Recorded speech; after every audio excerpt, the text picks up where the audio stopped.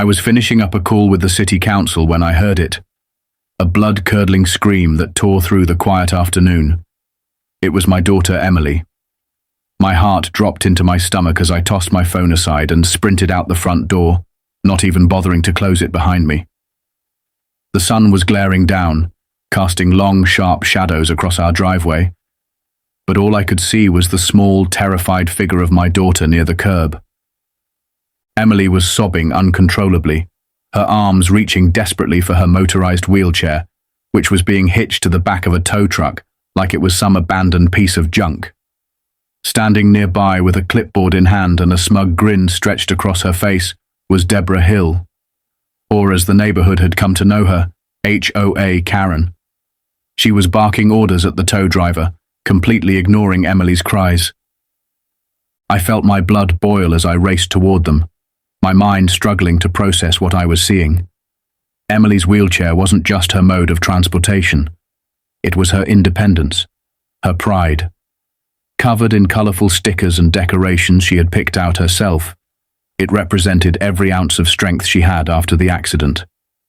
And now this woman was trying to take it away from her, treating it like trash that didn't belong in her perfect little world. "Stop! That's my daughter's wheelchair!" I shouted, my voice cracking with rage. Deborah turned toward me, barely glancing at Emily, who was now trembling so hard she could barely sit up. Her eyes locked onto mine with a look of disdain that made my fists clench involuntarily. She had no idea who she was dealing with. Not yet. Deborah crossed her arms as if she had all the time in the world, watching me approach with the kind of self-satisfied smirk that made my skin crawl. The tow truck driver hesitated, glancing between us nervously, but Deborah barked, "Go on. It's an unauthorized vehicle left on common property. It's against the HOA code." I ignored her completely. My entire focus zeroed in on Emily, who was now clutching the armrests of her wheelchair, her small body shaking with fear and confusion. Just minutes earlier, she had been happily kneeling on the driveway, drawing colorful pictures with sidewalk chalk, bright flowers, smiling suns, a bluebird that looked more like a scribble, but made her beam with pride.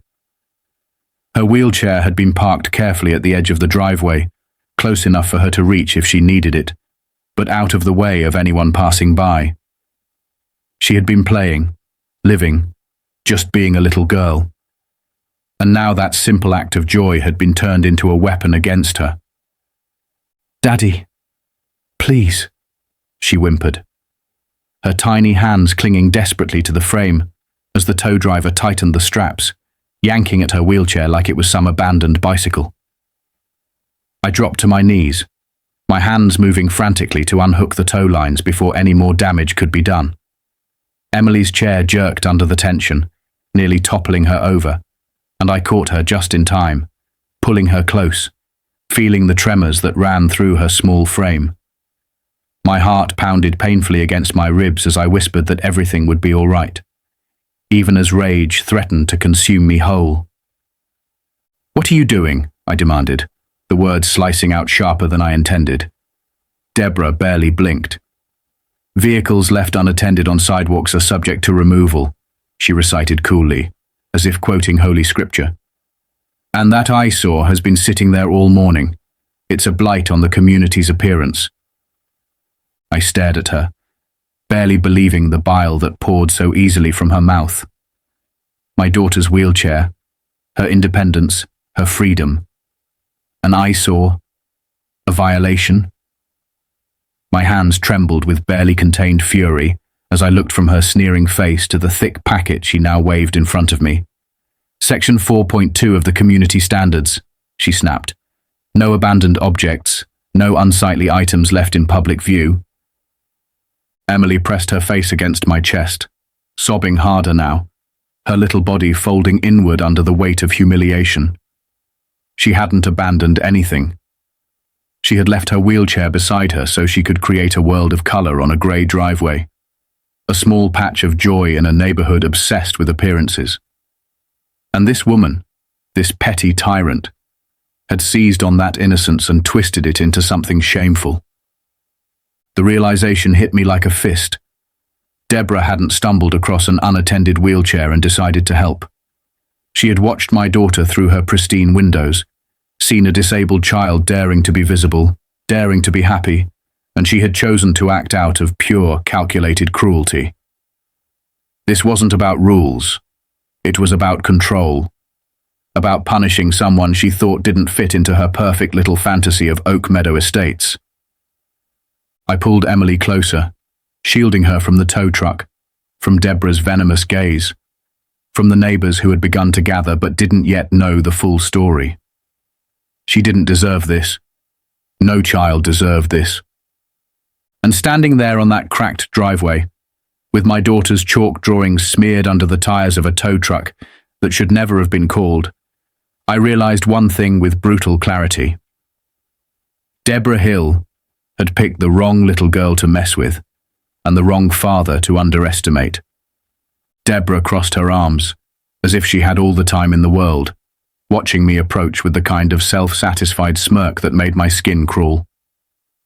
The tow truck driver hesitated, glancing between us nervously, but Deborah barked, "Go on. It's an unauthorized vehicle left on common property. It's against the HOA code." I ignored her and rushed to Emily, who was clutching the armrests of her wheelchair, her small body shaking with fear and confusion. "Daddy, please," she whimpered, her fingers desperately trying to hold on to the only thing that gave her freedom. The tow driver had already secured one end of the chair, yanking at it like it was a broken bicycle. I dropped to my knees beside her, my hands moving quickly to unhook the straps before any more damage could be done. Emily's wheelchair jerked under the tension, causing her to nearly topple over, and I caught her just in time. My heart pounded painfully against my ribs as I held her steady, whispering that everything was going to be okay, even though my rage made my vision blur. "What are you doing?" I snapped, turning my full fury on Deborah. She barely blinked. "Vehicles left unattended on sidewalks are subject to removal," she recited, as if quoting some sacred text. "And that eyesore has been sitting here all morning. It's a blight on the community's appearance." I could barely believe what I was hearing. My daughter's wheelchair, her lifeline, an eyesore, a violation. My hands trembled with fury as I looked from her to the thick packet she waved triumphantly in my face. "Section 4.2 of the Community Standards," she said sharply. "No abandoned objects, no unsightly items left in public view." Emily buried her face against my chest, sobbing harder now. She had parked her wheelchair carefully by the sidewalk while playing with chalk drawings just a few feet away. She wasn't hurting anyone. She wasn't blocking the path. She was being a little girl, laughing and creating colorful flowers and suns on the pavement like any other child would. And this woman, this monster, had called it a violation. The realization hit me like a hammer. Deborah hadn't just stumbled upon an unattended wheelchair and decided to act out of concern. She had watched my daughter from her living room window, seen an opportunity, and made a calculated decision to humiliate and control her. It wasn't about rules. It was about power, about making an example of the little disabled girl who dared to exist too visibly in her pristine, curated world. I pulled Emily closer, shielding her as much from the tow truck and Deborah's venomous stare as from the deep hurt clawing its way into her heart. She didn't deserve this. No child deserved this. And I knew in that moment, with a clarity so sharp it nearly split me in two, that Deborah was about to learn exactly how badly she had miscalculated. I stood up slowly, still holding Emily against my chest, and faced Deborah head on. For a moment, the world seemed to narrow down to just the two of us, the hot afternoon air heavy between us. The tow truck driver shifted uncomfortably, sensing the storm about to break. I set Emily carefully into her chair, making sure she was steady, then turned my full attention to the woman who dared to touch my daughter's freedom. "You need to back away," I said, my voice low and dangerous. Deborah arched an eyebrow, pretending to be unimpressed, but I saw the flicker of uncertainty cross her face. She held her clipboard closer to her chest like it was a shield. "I'm well within my rights," she snapped. "That thing was left unattended. We have rules for a reason." "That thing is a wheelchair," I said sharply, stepping closer until there was barely a foot between us. "And the little girl you tried to humiliate and strip of her dignity is my daughter. She's been through more pain in her 8 years than you can probably imagine in a lifetime." My voice shook with the effort to stay composed. I didn't want to explode. Not yet. I needed to make her hear every word. Deborah scoffed and crossed her arms. "Sympathy doesn't exempt you from the rules. If you people wanted special treatment, maybe you should have moved somewhere else. Oak Meadow Estates has standards to maintain." The casual cruelty of her words hit me harder than a punch. I felt the blood roar in my ears, but I forced myself to stay steady. Behind me I heard a few of the neighbors beginning to gather, drawn by the commotion. Some watched silently from their porches, others whispered in disbelief. Deborah didn't seem to notice. She was too busy standing tall, thinking she was winning. I glanced at Emily, who sat quietly now, her face blotchy from crying but her chin lifted bravely. She was trying so hard to be strong, trying not to let this woman see her cry again. It broke something inside me. I turned back to Deborah, and this time, I let the steel edge into my voice. "You just made the biggest mistake of your life," I told her, the words slow and deliberate. She laughed, short and bitter. "What are you going to do? File a complaint? Good luck. I'm on the enforcement committee. I am the rules." She had no idea, no clue who she had just picked a fight with, and I was going to make sure that by the time this was over, she would regret underestimating not just me, but the daughter she had tried to crush beneath the weight of her pettiness. As I knelt beside Emily again, smoothing back her tangled hair, I asked her gently, "Sweetheart, why was your chair out here by itself?" She sniffled and wiped her face with the sleeve of her shirt. "The lady said—" Emily's voice cracked, and she hesitated, glancing fearfully at Deborah. I leaned closer, whispering words of encouragement until she found the courage to continue. "She said she needed to check it," Emily whispered, her small hands fidgeting in her lap. "She told me it was a surprise inspection for special equipment. She said if I passed, I could win a prize, but only if I left it here and went back inside for a few minutes." My heart sank as the truth unspooled from her trembling lips. Deborah hadn't just decided to tow the chair out of some misguided application of rules. She had tricked an 8-year-old girl into abandoning the very thing she needed most, manipulating her innocence and trust for her own ugly agenda. I stood slowly, my fists clenched at my sides. Deborah shifted uneasily now, sensing that the tide was turning against her. More neighbors were gathering, murmuring among themselves. Some of them had children of their own, and they were beginning to understand the true depth of what had happened here. This wasn't a simple misunderstanding. This wasn't about an ugly chair or a misplaced object. This was cruelty. Deliberate, premeditated cruelty.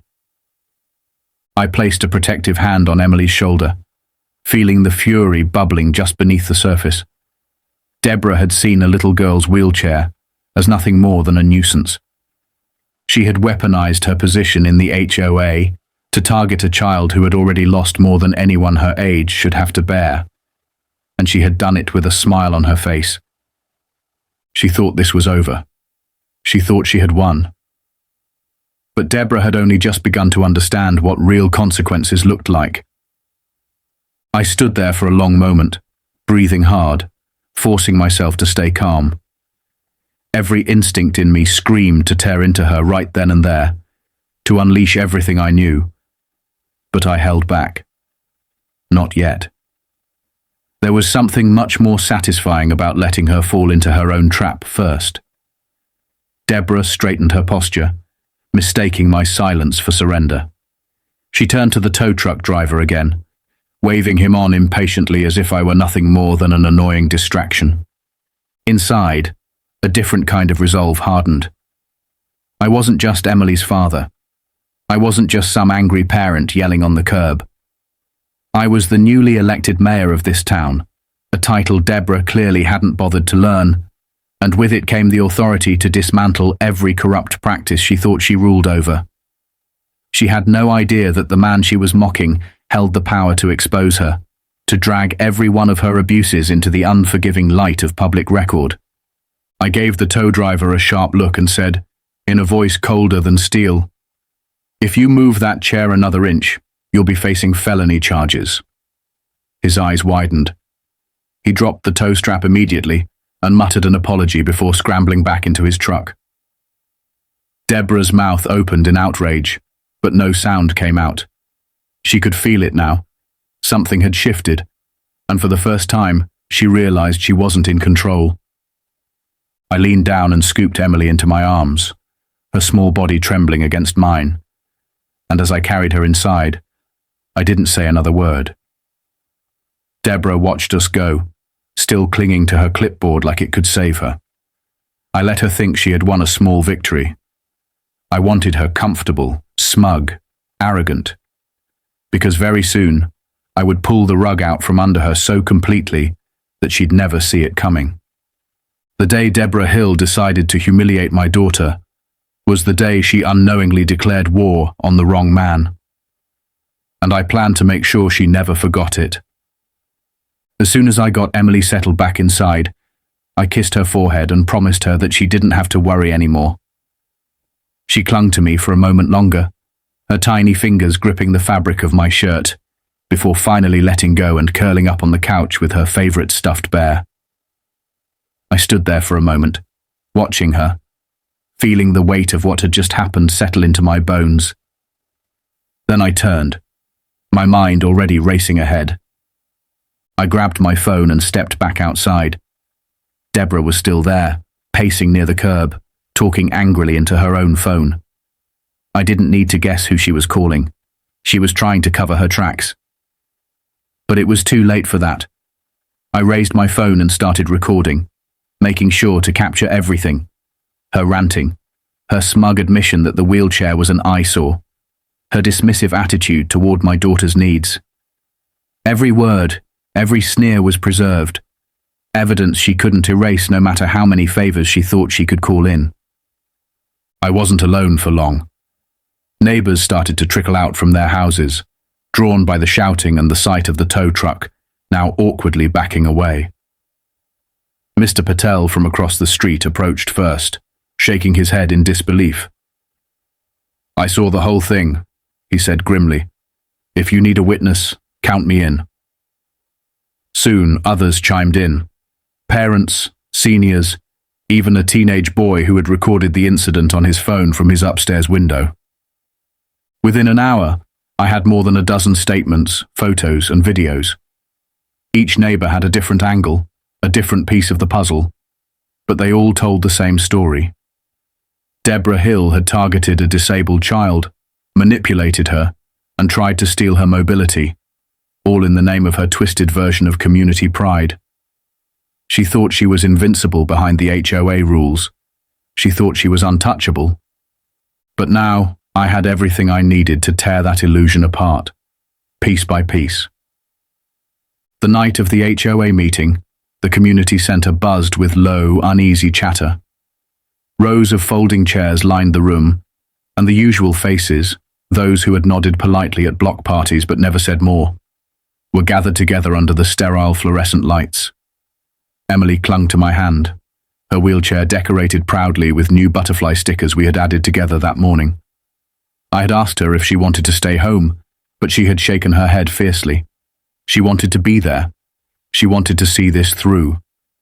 At the front of the room, Deborah Hill stood behind a makeshift podium, flipping through a thick binder filled with HOA regulations and smug self-importance. Her voice cut sharply across the room as she launched into a speech about maintaining the integrity of the neighborhood. She spoke in clipped, self-congratulatory tones, warning about the dangers of neglect and unsightly public displays that could drive down property values. I waited, letting her bask in her self-righteousness a little longer, letting her dig herself in deeper with every word. When she paused to sip from her water bottle, I rose from my seat, letting my footsteps echo through the sudden hush. All eyes turned to me. Deborah's gaze locked onto mine, a flicker of irritation passing over her features before she plastered on a fake smile. "If you have something to add, Mr. Donovan," she said sweetly, "please be brief. We have a lot of important topics to cover tonight." I wheeled Emily forward, making sure everyone could see her. "I do have something to add," I said, my voice cutting clean through the stale air. "But first, I think it's important that everyone here knows exactly who I am." I paused, feeling the tension thicken. "My name is Daniel Donovan. I'm the newly elected mayor of this town." The room gasped as if a silent cord had snapped. Deborah's smile froze, faltering as realization crept over her face. She opened her mouth, but I raised a hand, stopping her cold. "For the past several days, I have been gathering evidence regarding the conduct of this HOA," I continued. "Specifically, the harassment and discrimination against my 8-year-old daughter, who happens to be disabled." I pulled out my folder and began laying down copies of photos, witness statements, and video stills onto the long table near the podium, each one landing with a satisfying slap. "On this day," I said, pointing at a picture of Emily's wheelchair being strapped to the tow truck, "your HOA president attempted to illegally seize my daughter's wheelchair under false pretenses, causing emotional trauma and endangering her safety. She manipulated a child into abandoning her mobility device so she could publicly humiliate her." The room erupted. People who had sat silent during past injustices now murmured angrily, some standing outright. Deborah stammered, trying to defend herself, but her voice was lost in the rising tide of outrage. Parents whispered fiercely to one another. Seniors shook their heads. Even the stoic faces who usually sided with authority were looking at her with disgust. I turned directly to Deborah, no mercy in my voice. "You do not represent this community. You represent everything wrong with it. And as of tonight, you are finished." Deborah gaped, her hands clutching the podium like it could anchor her. But nothing was going to save her now. Deborah's face twisted as she fumbled for words, her confidence crumbling right there in front of everyone. This is a witch hunt," she screeched, slamming her hand down on the podium. "I was just enforcing the rules, it's not personal." But her voice cracked on that last word, betraying the panic rising behind her eyes. She looked around for support, but the room that once bowed to her authority now stared back with cold, unforgiving faces. An elderly man from the second row stood up slowly, using a cane for balance. His voice was rough but steady. "My grandson lost his leg overseas," he said. "If you think his prosthetic limb makes our neighborhood look bad, then maybe you're the one who doesn't belong here." A murmur of agreement rippled through the crowd. Another neighbor, a mother clutching her young son's hand, raised her voice. "You fined us last year because my son left his crutches by the front door after his surgery. You said they made the property look unkempt. I was too scared to fight you then, but not anymore." Deborah tried to cut them off, tried to regain control, but the floodgates had opened. More stories poured out. Tales of intimidation over flower colors, threats for minor fence repairs, fines for leaving Halloween decorations up a day too long. Years of resentment that had been simmering quietly now boiled over into anger. I watched Deborah's veneer of power dissolve with every passing second. She backed away from the podium, as if the weight of the accusations physically pushed her, her cheeks blotchy with shame and rage. She opened her mouth again, but no one was listening anymore. Her reign had ended the moment she chose to bully a little girl instead of protecting her. I stepped forward, steady and calm, my daughter watching from the front row with wide, hopeful eyes. "Effective immediately," I announced. "The current HOA leadership is suspended pending a full investigation. All recent fines are frozen, and a temporary committee will be formed to ensure that this community is governed with fairness, dignity, and respect." Deborah staggered back a step, like I had physically struck her. She had ruled by fear for so long that she never imagined the day would come when the people she once controlled would stand together and say, "Enough." And now that day had arrived. The very next morning, I filed an official complaint with the city's legal department, attaching every witness statement, every photo, every video clip we had collected.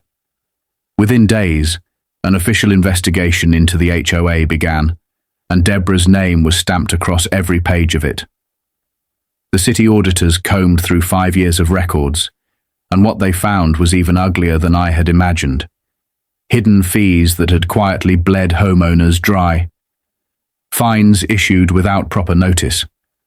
Selective enforcement targeting anyone who didn't fit Deborah's narrow view of perfection. Worse still, the investigation uncovered that Deborah had been funneling HOA funds into personal expenses, vacations, home upgrades, and luxury goods, all masked behind flimsy claims of community improvement projects. When the police arrived at her door with a warrant in hand, I made it a point to stand at the sidewalk, my arms folded, Emily by my side. Deborah's face when she saw the officers was pure disbelief, followed by a sputtering rage that no one cared to listen to anymore. "You'll regret this," she screamed as they cuffed her, her voice desperate and shrill. I shook my head slowly, meeting her glare with calm certainty. "No," I said. "The only thing I regret is that it took this long for justice to catch up to you."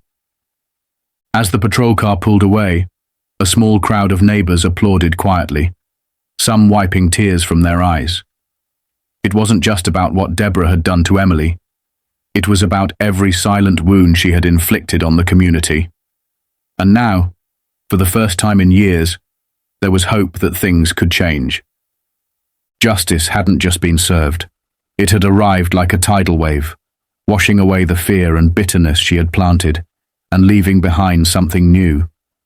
A chance for all of us to finally heal.